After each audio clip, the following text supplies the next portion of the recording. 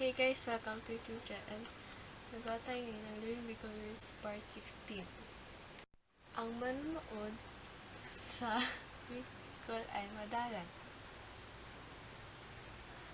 Halimbawa, manonood ako ng video sa Bicol ay madalang ako ng video.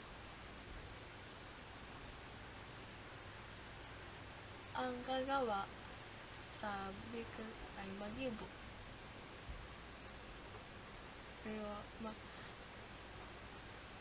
Gagawa ako ng arts. Sa Bicol ay mag-ibo ako ng arts. Ang laman sa Bicol ay laog. Halimbawa, may laman ang notebook.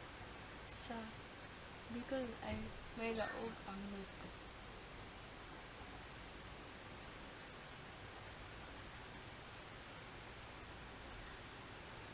Ang kakain sa Bicol ay makakain. Makakain akong crackers. Sa Tagalog nun ay kakain ako ng crackers. Ang kamot sa Tagalog ay kamay.